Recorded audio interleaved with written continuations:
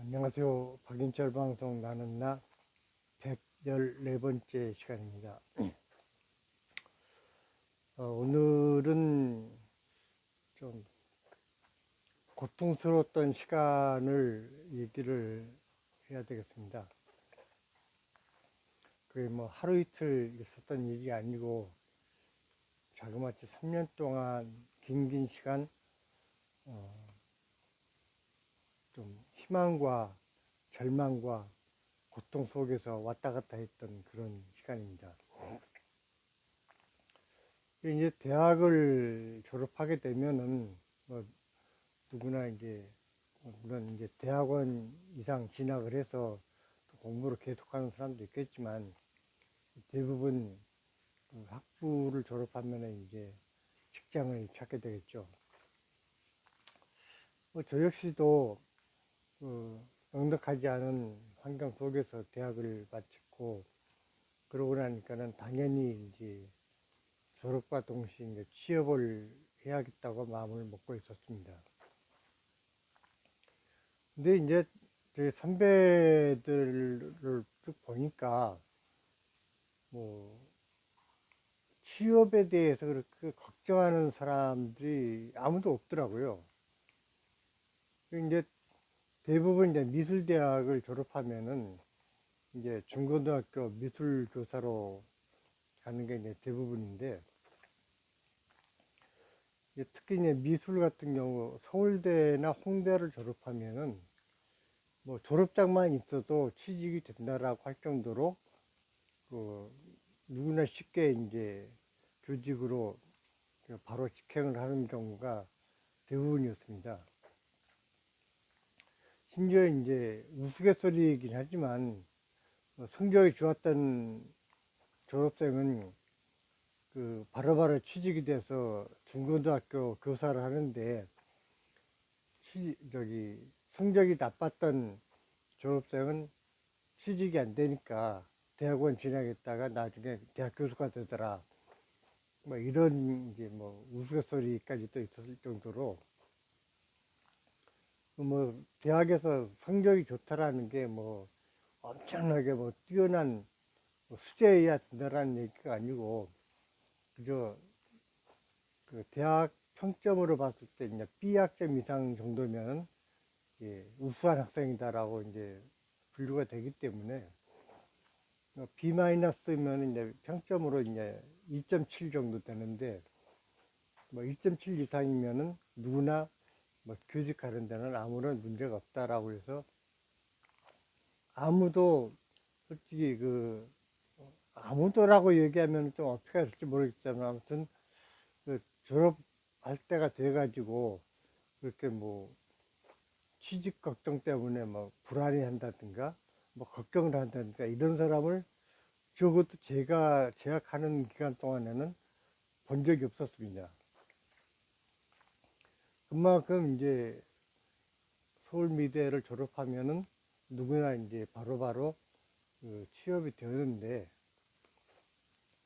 문제는 그 당시에 공립학교로 이제 발령을 받으려면은 그 사범대학을 졸업을 했어야 됩니다.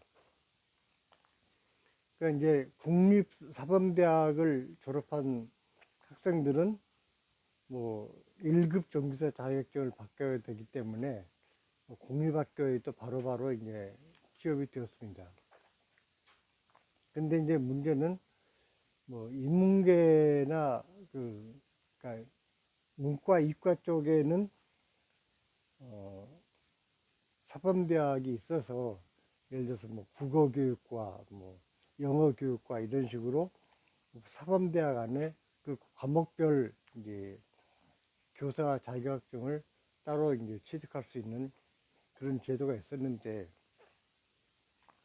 심지어 체육교육과까지도 이제 사범대 안에 이제 포함이 되어 있어서 체육교사도 이제 사범대를 졸업하면 바로 이제 체육교사로 그 발령이 날 수 있는 그런 구조였습니다. 그런데 음대와 미대는 사범대학 안에 이제 소속된 게 아니라 그 별도의 그 단과대학으로 그 독립해 있었기 때문에 교사를 하고 싶은 사람은 이제 교직 과목을 따로 이수를 해야 됐습니다. 교직을 이수를 하면서 그 교육학 그 부분에 이제 일정 학점 이상을 받아야 되었고, 또 이제 4학년 1학기 때는 그 교생 실습을 나가서 그 현장에서 한 달 정도 이제 학생들을 가르치면서 교육이 어떻게 이루어지는지 그러한 그 교육까지도 이제 받고, 그리고 이제 졸업하면은 그 미대생들 같은 경우에는 2급 전교사 자격증을 받았습니다. 근데 1급과 2급이 뭐 별로 아닌 것 같은데, 또 이제 2급 전교사 자격증을 받아가지고 사립대학에서 사립학교에서 3년 이상 이제 근무를 하게 되면은 1급 자격을 줘서, 그때는 뭐 사립이고 공립이고 안 가지고 아무데나 이제 취업이 가능한 그런 자격까지도 이제 주어진 그런 시스템이었습니다. 또 이제 저도 작품도 엄청나게 이제 열심히 했었고, 또 교직 과목도 이제 충실히 이수를 해서 그 교육학 시간에도 그 교수님과 학생들 간의 그 토론을 할 때도 굉장히 그 주도적으로 제가 이제 그 의견을 제시해서 굉장히 그 어떤 우수한 그 평가를 받기도 했었습니다.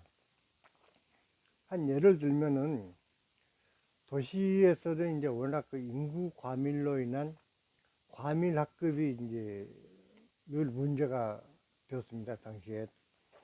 요즘은 이제 그 출생아 수가 워낙 이제 줄다 보니까 대도시에서도 학교가 뭐 폐교가 되느니 뭐 통합이 되느니 이런 얘기가 많이 들리는데, 80년대 중반만 하더라도 우리나라 인구가 엄청 이제 불어나는 시기였기 때문에 도시에서는 이제 한 반에 뭐 60명, 70명 이렇게 빡빡하게 학생들이 수업을 받았고, 또 심한 경우에는 그 도저히 다 감당을 못하니까 2부제 수업을 해서 오전반, 오후반 이렇게 나눠서 수업을 하는 경우까지도 있었습니다. 그래서 이제 교육학 그 교수님이 그런 그 과밀학급에 대한 문제점을 여러 가지로 이제 지적을 하시면서 이제 강의를 하셨는데, 그때 이제 제가 제시한 의견이, 대도시에서는 이게 지금 그 과밀학급이 문제가 되고 있지만 인구가 그 점점 빠져나가는 그 소도시나 그 시골 학교에서는 오히려 과소학급으로 그 학생들이 줄어들어서 정작 학교가 유지가 되지 않는데, 이런 부분을 같은 잣대로 그 취급을 해서 문제점을 그 해결하려고 하면은 문제가 있는 게 아니냐, 이제 이런 얘기를 제가 했었습니다. 그랬더니 그 교수님께서 이제 한참 제 얘기를 듣고는 내가 직원들한테서 듣고 싶은 얘기가 바로 저런 이야기라고, 대학 교육이라는 것이 단순히 가르쳐주는 내용을 그대로 받아들이는 것만이 아니라 자기가 가지고 있는 생각, 자기 의견을 제시함으로 인해서 그 현재 다루어지지 않고 있는 문제점이 무엇인가에 대해서도 진지하게 검토할 필요가 있지 않겠는가. 그런 면에서 학생의 의견에 대해서 상당히 그 존중한다, 이런 뭐 내용으로 이제 말씀을 하셨습니다. 이제 저는 워낙 이제 진도가 고향이고 그러다 보니까 그 제 고향에서는 물론 저도 어렸을 때부터 어떻게든 서울로 가야 된다라는 그 희망을 가지고 살아왔었지만, 그러다 보니까 인구가 산업화를 이제 이루면서 그 당시 정부에서 의도적으로 그 그러니까 농촌 PP화를 통해서 그 값싼 노동력을 그 산업 현장으로 불러들이기 위한 그런 그 정책을 썼기 때문에 너도나도 이제 돈 번다는 명목으로 이제 도시로 향해서 올라왔던 것도 사실입니다. 그러다 보니까는 시골에는 이제 노인들만 남고 젊은이들은 다 이제 객지로 빠져나가 버리니까 뭐 아이가 태어날래도 아이를 낳을 젊은 사람들이 다 도시로 나가버리니까 출생수가 그만큼 확 줄어들 수밖에 없었고, 결국은 그렇게 되다 보니까는 시골에서는 그 학교 자체 그 숫자가 줄어들고, 또 한 반의 학생 수가 이제 당시에 제가 초등학교 다닐 때만 해도 한 반에 한 60명 됐었는데 50명, 40명, 30명 이렇게 점점 줄어든 그 상황이었습니다. 그래 이제 그런 현상 속에서 이제 농촌에서는 점점 이제 그 학생 수가 줄어들고, 도시에서는 점점 이제 그 학생이 불어나서 이제 과밀 학급이 늘 이제 문제로 대두되는 그런 상황이었습니다. 근데 이제 저 같은 경우에는 제가 특히 그 어렸을 때부터 훌륭한 선생님들의 그 은혜를 많이 있다 보니까 나도 이 다음에 어른이 되어서는 저런 선생님들처럼 교사가 되어서 학생들을 따뜻한 사랑으로 그 보듬어 줘야겠다. 그리고 그 학생들이 정말 그 성공적인 인생을 살아갈 수 있도록 그 교사로서 저는 최선을 다해 봐야겠다. 이런 어떤 희망을 늘 품고 있었습니다. 물론 이제 제가 미술대학을 진학하고자 했을 때는 취직을 안 하고 혼자서 뭔가 먹고 살 수 있는 길을 선택하기 위해서 이제 굳이 미술이라는 길을 택했었고, 그러기 위해서는 아무런 취직도 하지 않고 이제 나 혼자서 작품을 해서 먹고 살면 좋겠는데,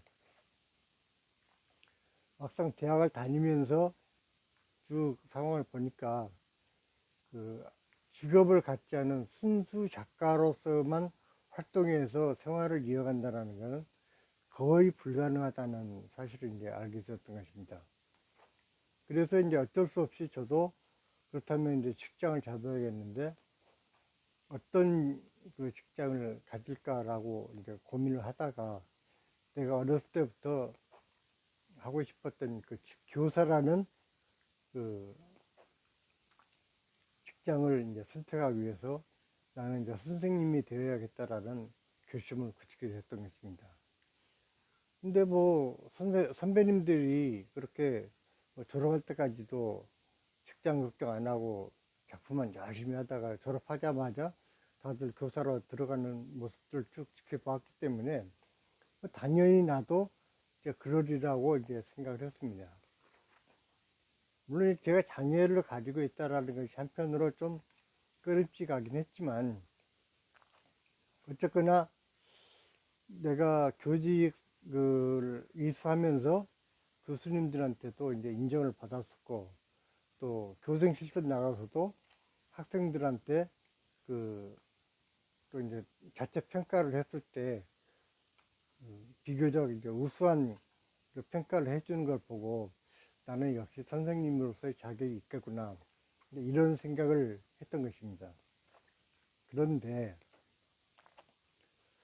졸업을 할 때쯤 되어서 이제 그 당시에는 그 당시에는 그 인터넷 같은 게 없을 시대이기 때문에 그 구인구직을 하기 위해서는 그 신문에 1단짜리 조그만 광고들이 이제 쭉 실렸습니다. 그럼 이제 그 신문을 이제 보면서 그 교사 모집이라는 난이 있으면은 거기서 어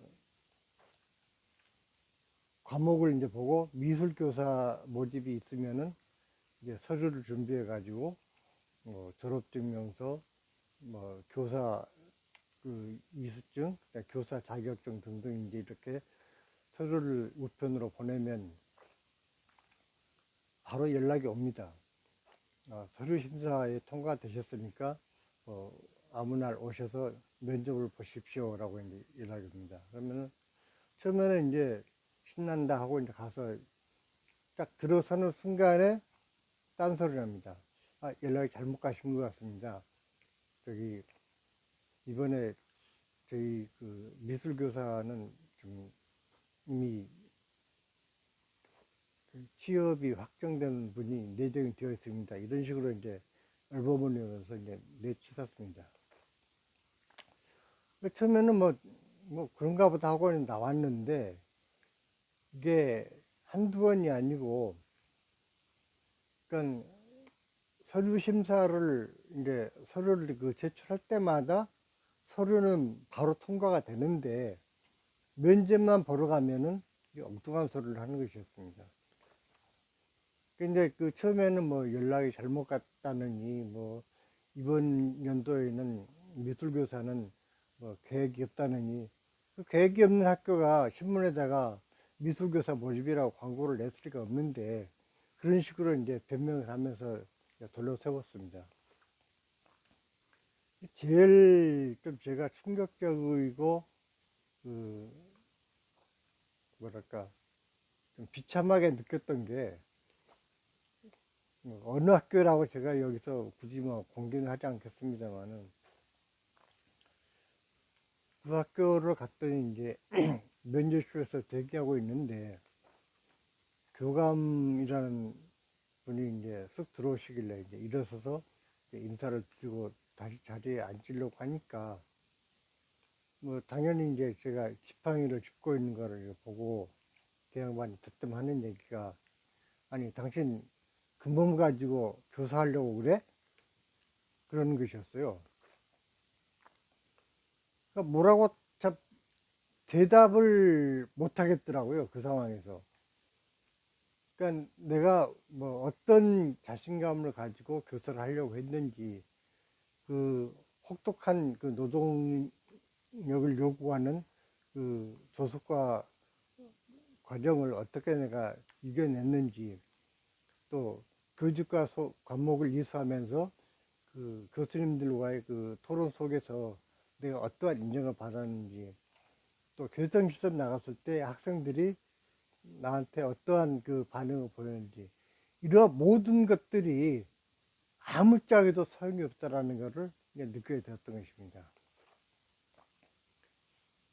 근데 그 당시에 이제 그렇게 이제 똑같은 상황이 반복되면서 저는 이제 한편으로는 이렇게 생각을 했습니다.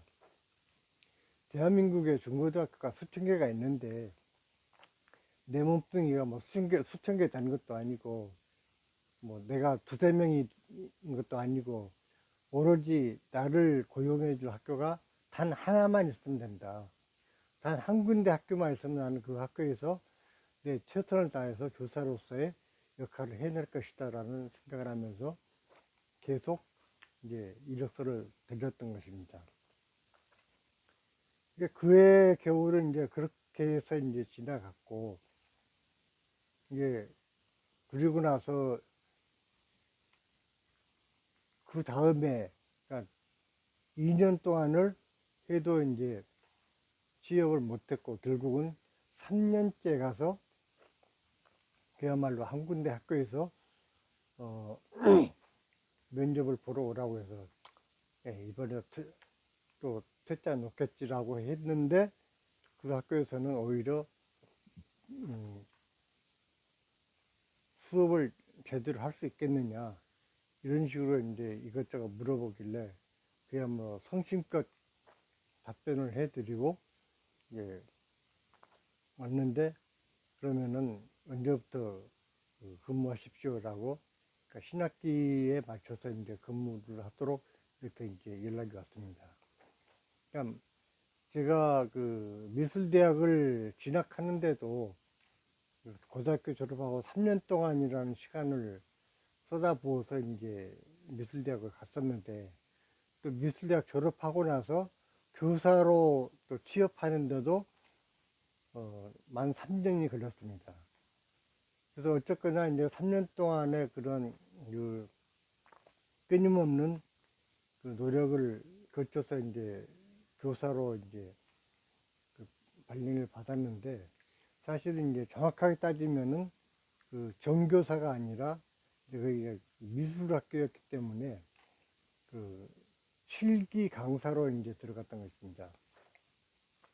근데 이제 사실 그 서울예고나 천하예고 같은 그런 학교는 미술 전공, 음악 전공, 이렇게 뭐 무용 전공, 이렇게 다양하게 그 전공이 있는데, 그 미술고등학교는 미술과만 있었습니다. 근데 이제 미술도 뭐 동양화, 서양화, 그다음에 디자인, 그다음에 조소, 이렇게 이제 여러 그 전공이 나눠지는데, 저는 이제 워낙 그 조소 전공을 했었고, 또 그 진흙 드무르고 이런 것들을 이제 재밌어 했기 때문에 조소 실기 쪽을 맡고 싶었는데, 학교에서 이제 제가 그래도 그 뭐 장애를 가졌다는 걸 또 배려해서 그 소묘 쪽을 담당하도록 이제 그렇게 그 배정을 해줬습니다. 어쨌거나 이제 그렇게 해서 이제 교사로서의 길을 이제 걷기 시작했는데, 그 이후에 이제 제 삶이 어떻게 진행되었는가 하는 것은 또